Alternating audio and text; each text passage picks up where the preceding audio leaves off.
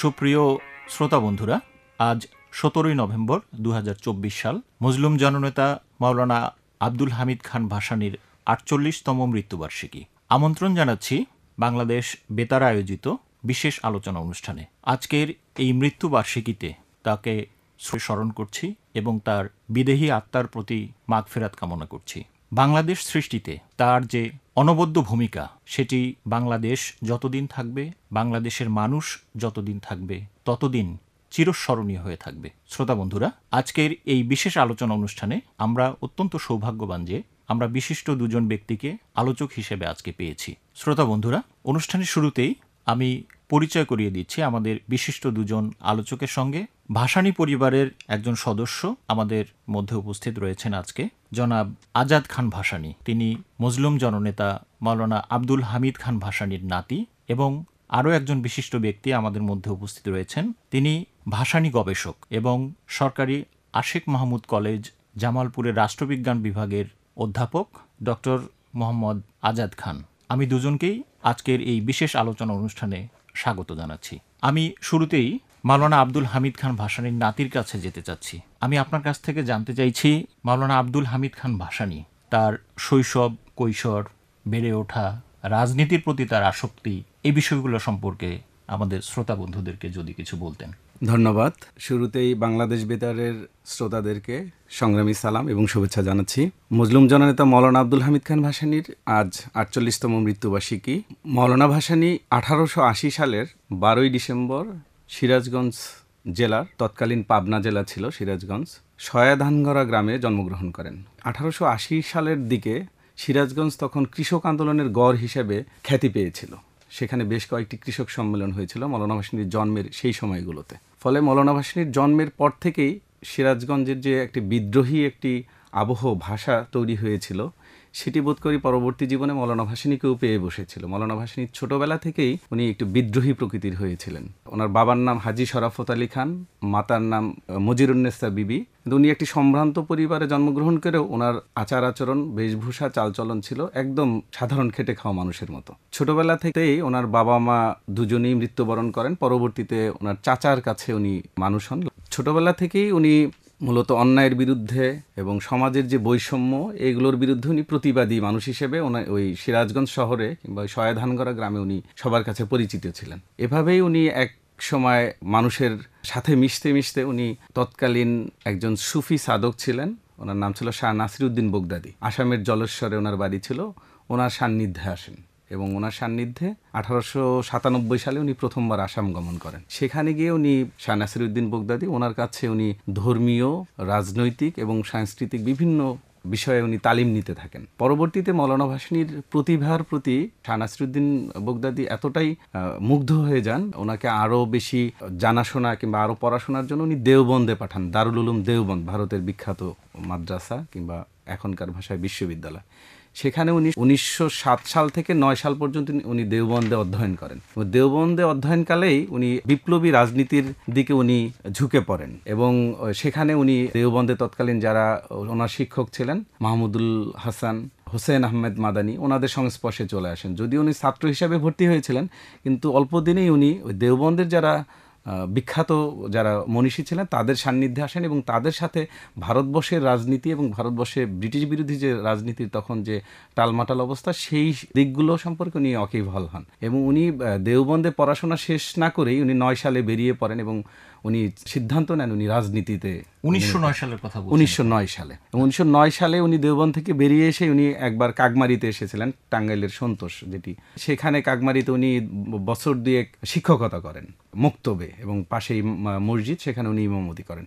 এবং উনি এই যে সাধারণ মানুষের সঙ্গে মিশে সাধারণ মানুষের একটা রাজনীতি বোঝার চেষ্টা করেছিলেন। পরবর্তীতে যদি আমরা দেখি 1917 সালে উনি দেশবন্ধু চিত্তরঞ্জন দাসের সঙ্গে ওনার দেখা হয়ে যায় ময়মনসিংহে একটা এই সম্মেলনের মধ্যে দিয়ে, এবং দেশবন্ধু চিত্তরঞ্জন দাস ওনাকে কাছে নিয়ে নেন এবং 1918 সালে রেশমি রুমাল আন্দোলনে উনি যোগদান করেন। 19 সালে উনি আনুষ্ঠানিকভাবে কংগ্রেসে যোগদান করেন। আরেকজন অতিথি রয়েছেন ডক্টর প্রফেসর মোহাম্মদ আজাদ খান। আমরা আপনার কাছে যেতে চাই যে মাওলানা ভাসানী যেভাবে গণমানুষের সাথে মিশে গণমানুষের নেতা অর্থাৎ মজলুম জননেতা হয়ে উঠলেন, তার রাজনৈতিক দর্শন সম্পর্কে আমাদের শ্রোতা বন্ধুদেরকে একটু বলবেন দয়া করে।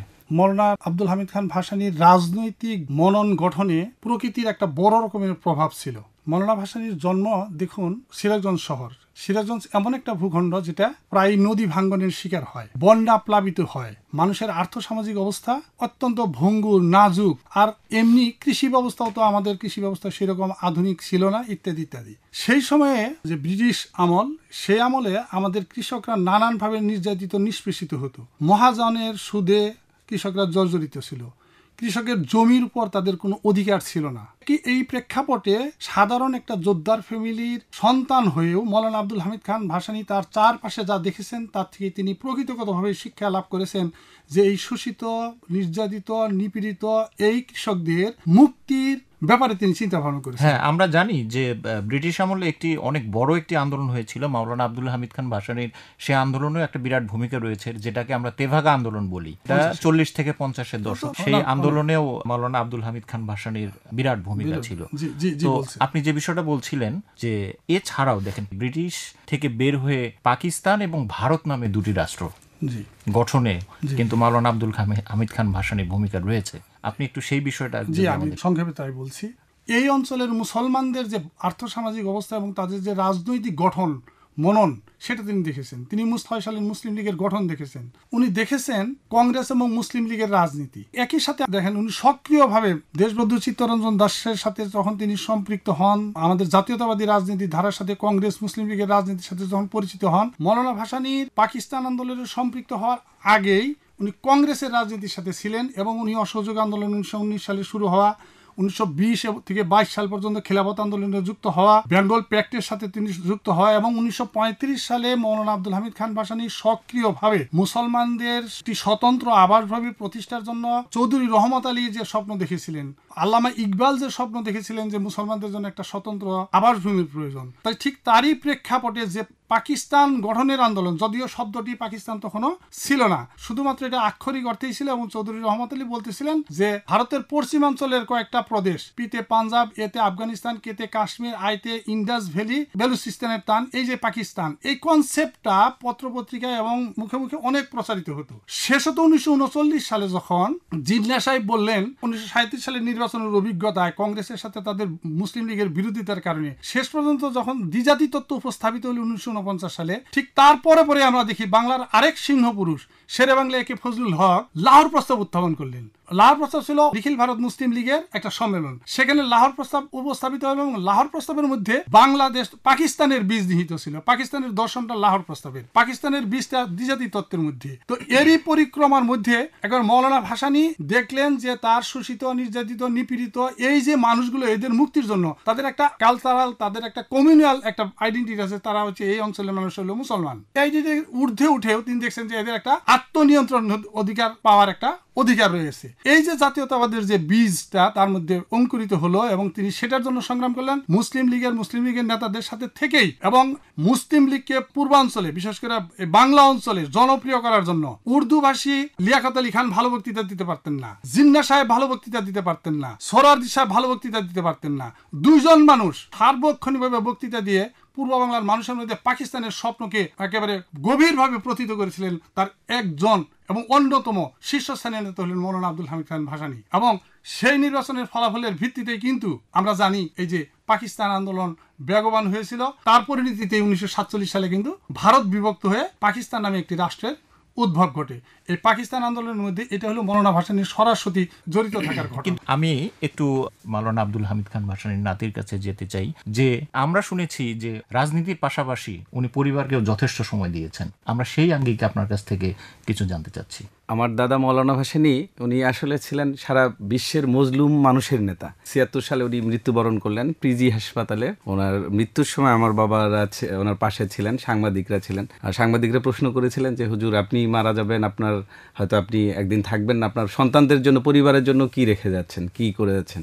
তো ওনার উত্তরটা এরকম ছিল যে আমি মনে করি সারা বিশ্বের মেহনতি মজলুম মানুষই আমার পরিবার, আমার পরিবারকে নিয়ে আলাদা করে ভাববার আমার কোনো সময় নেই। তা আপনার ছেলেমেয়েরা কিভাবে বড় হবে, কিভাবেই করবে? উনি এই উত্তরে বলেছিলেন যে এদেশে শতকরা 90% মানুষ কৃষক, শ্রমিক, খেটে খাওয়া মানুষ। তারা যেভাবে প্রকৃতির সাথে লড়াই করে রোদ বৃষ্টি ঝড়ের সাথে মোকাবেলা করে বড় হয়, আমার পরিবারের সদস্যরা, আমার পরিবারের যারা রয়েছে তারা সেভাবেই বড় হবে এবং তারা আদর্শিক একটি জীবন যাপন করবে। এটি ছিল মানে আমাদের প্রতি ওনার মেসেজ। এবং আমার বাবাও খুবই সাধারণ জীবন যাপন করতেন, আমার পরিবারের সবাই সাধারণ জীবন যাপন করতেন। আমরা ওই আদর্শটা এখনো ধরে রাখছি এবং আমাদের যদি শক্তির জায়গাটা বলেন আমরা বলবো সেই জায়গাটাই যে মওলানা ভাসানীর যে মূলত উনি গ্রাম থেকেই উনি উঠে এসেছিলেন, আমাদেরকেও ওইরকম একটি আবহের মধ্য দিয়ে আমরা বড় হয়েছি এবং একটি কথা খুব স্ট্রংলি আমরা ধারণ করি, সেটা হচ্ছে যে রোদে পুড়লে কিংবা বৃষ্টিতে ভিজলে যে অভিজ্ঞতা, সেই অভিজ্ঞতার আলোকে এদেশের খেটে খাওয়া মানুষ এবং তাদের রাজনীতি, তাদের আকাঙ্ক্ষা, সেগুলো আমরা ধারণ করার চেষ্টা করছি। এইটি হচ্ছে আমাদের পারিবারিক শিক্ষা।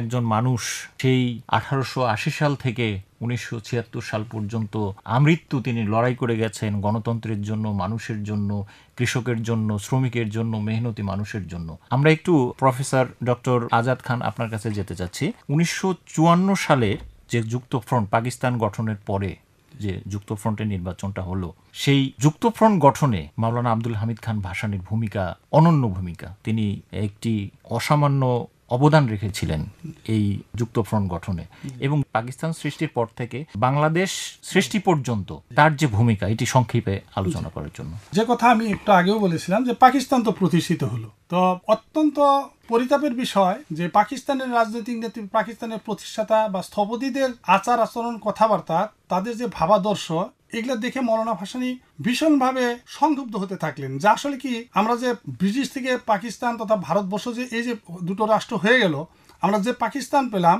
এই পাকিস্তানকে আমাদের গণমানুষের আশা আকাঙ্ক্ষা পূরণ করতে পারবে? পাকিস্তানকে আমাদের লাহোর প্রস্তাব ভিত্তিক প্রাদেশিক স্বায়ত্ত শাসন দিতে পারবে কিনা? এই প্রশ্নগুলো যখন হলো, পাকিস্তানের সাংবিধানিক কাঠামোটা কেমন হবে, পাকিস্তানের রাষ্ট্রভাষা কেমন হবে, পাকিস্তানে কি ধরনের রাষ্ট্র হবে, ইসলামিক রাষ্ট্র হবে না মডার্ন স্টেট হবে, এই প্রশ্নগুলো যখন মওলানা ভাসানী শুনতেছিলেন, রাষ্ট্রভাষার প্রশ্ন সহ, এটাই মওলানা ভাসানী বেশ হতাশ বোধ করলেন এবং পাকিস্তানে মুসলিম লীগ ছাড়া আর কোনো শক্তিশালী রাজনৈতিক দল সেই সময়ে ছিল না। এই প্রেক্ষাপটে মওলানা ভাসানী একদিকে যেমন প্রথমে আন্দোলন সংগ্রাম শুরু করার চেষ্টা করলেন, সেটা হলো ভাষা আন্দোলন কেন্দ্রিক, 48-এই শুরু হয়ে যায়। আচ্ছা, তারপর 52-তে সেটার পরিণতি লাভ করে। 50 সালে যখন মূলনীতি কমিটির রিপোর্ট প্রকাশিত হলো, অপ্রকাশিত থাকলেও উনি জানতে পারলেন যে পাকিস্তানের রাষ্ট্রভাষা বাংলার পরিবর্তে উর্দুকেই রাখা হবে, এরকম প্রস্তাবনায় আসছে। তো সেজন্য তিনি ভাষা আন্দোলনে যেমন বেগবান করেছেন, একই সাথে পাকিস্তানে একটি আধুনিক গণতান্ত্রিক রাষ্ট্র হিসেবে গড়ে তোলার জন্য একটা নির্বাচনের জন্য তিনি চেষ্টা করেছেন এবং সেই প্রচেষ্টা হিসেবে বাধ্য করেছেন। একদিকে তিনি 1949 সালের 23শে জুন পাকিস্তানের দিক থেকে সর্বপ্রথম একটি বিরোধী দল গঠন করার জন্য চেষ্টা করেন এবং তিনি সেটা গঠন করেন। সেটা নাম হলো পূর্ব পাকিস্তান আওয়ামী মুসলিম লীগ। তিনি সভাপতি হন, সেক্রেটারি হন টাঙ্গাইলের শামসুল হক সাহেব। এই যে একটি দল গঠন হলো, তার রাজনৈতিক ডাইমেনশন কিন্তু চেঞ্জ হয়ে যাচ্ছে। একদিকে গণমানুষের চিন্তা ভাবনা তার মধ্যে আছে, আর একদিকে তাদের সেই আশা আকাঙ্ক্ষা পূরণের একটা রাজনৈতিক দল গঠন করলেন। কিন্তু মুসলিম লীগের মতো সামন্ত প্রতিভু মুসলিম লীগের মতো এত ধরনের রাজনীতিকে মোকাবেলা করার জন্য তিনি খুবই তীব্রভাবে প্রয়োজন অনুভব করলেন যে মুসলিম লীগ সরকার এক সময় প্রাদেশিক নির্বাচন দিতে বাধ্য হলো, যদিও নির্বাচনটা 50 সালে দেওয়ার কথা ছিল। তো ভাষা আন্দোলন উত্তরকালে মওলানা ভাসানীর চাপে যে রাজনৈতিক দলগুলো ছিল, সংগঠনগুলো ছিল, তাদের চাপে পড়ে 1954 সালে যুক্তফ্রন্ট নির্বাচন সামনে আসলো। তিনি চিন্তা করলেন যে মুসলিম লীগকে মোকাবেলা করতে হয়, আমাদের এদেশের যে ভার্নাকুলার এলিট গ্রুপ আছে তাদেরকে একত্রিত করবে। তারা কোথায় আছে? তারা গণতন্ত্রী দলের মধ্যে আছে। তারা কাদের লিডারশিপের মধ্যে? শেরে বাংলার নেতৃত্বের মধ্যে আছে। তারা কার নেতৃত্বের মধ্যে? সরারদির নেতৃত্বের মধ্যে আছে।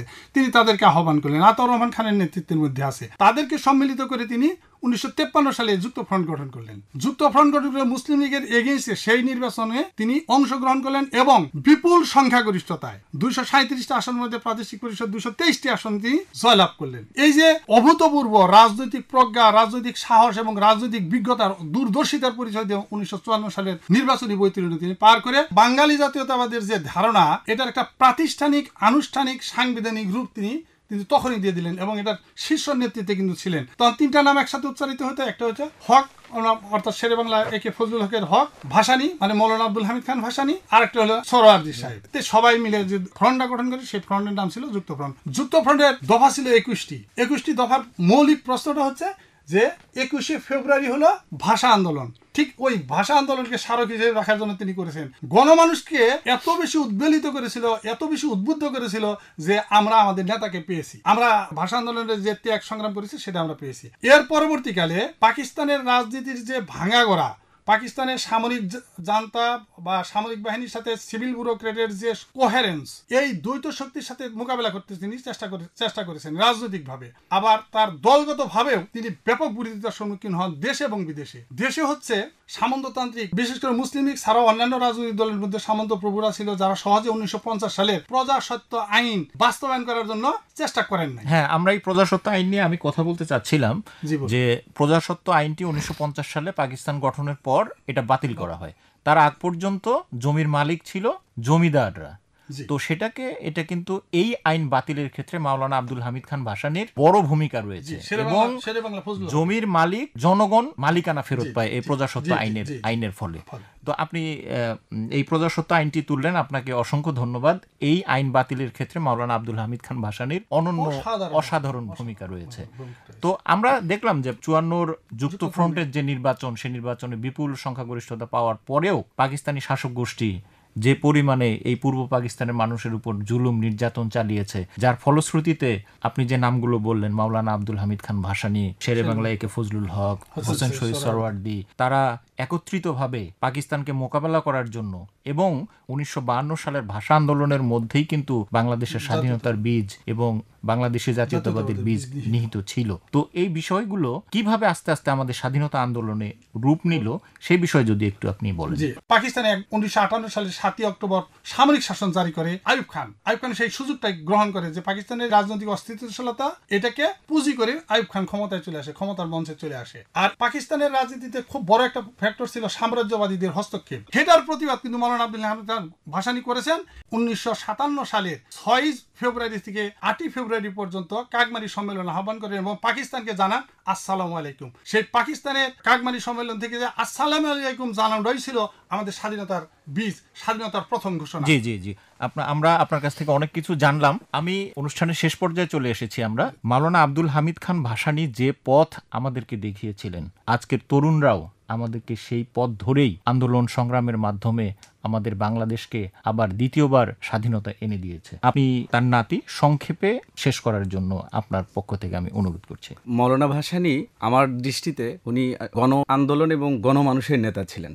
ওনার আসাম জীবন থেকে শুরু করে উনি সারাটি জীবন গণমানুষের সাথেই রাজনীতি করেছেন, গণমানুষের জন্যই রাজনীতি করেছেন। 1969 যে গণ অভ্যুত্থান হয়েছিল, যার প্রেক্ষিতে আমরা 71 সালে একটি স্বাধীন দেশ পেয়েছিলাম, সেখানেও মাওলানা ভাসানী একটি সাংস্কৃতিক বিপ্লবের স্বপ্ন দেখেছিলেন এবং এই যে মেহনতি মজলুম মানুষের, সাধারণ গণমানুষের জন্য যে একটি রাষ্ট্র উনি চেয়েছিলেন, যে একটি নতুন রাজনৈতিক ব্যবস্থা। আপনারা দেখুন, উনি সারা জীবন কংগ্রেস করেছেন, মুসলিম লীগ করেছেন, কিন্তু উনি কারো সাথেই ওনার রাজনীতি আপনি মিল পাবেন না। অর্থাৎ উনি এই দেশে নতুন একটি রাজনৈতিক পরিভাষা তৈরি করেছিলেন, সেটি হচ্ছে গণমানুষের ভাষা। সেই রাজনৈতিক পরিভাষা আমরা এই 24-এর যে তারুণ্য, যারা এই গত 5ই আগস্ট যে একটি গণঅভ্যুত্থান হয়েছে এই দেশে আমরা তারই একটি প্রতিফলন দেখতে পাচ্ছি। এবং আমি বিশ্বাস করি যে মাওলানা ভাসানীর যে অসমাপ্ত লড়াই, এই লড়াই আমরা তরুণ প্রজন্মের সামনে হাজির এবং এই তরুণ প্রজন্ম মাওলানা ভাসানীর সেই অসমাপ্ত যে লড়াই, শোষণ বঞ্চনাহীন একটি দেশ গড়ার, সেই লড়াই অবতীর্ণ রয়েছে এবং আমরা বিশ্বাস করি এই দেশের তরুণরা আগামী দিনের নতুন বাংলাদেশ মাওলানা ভাসানীর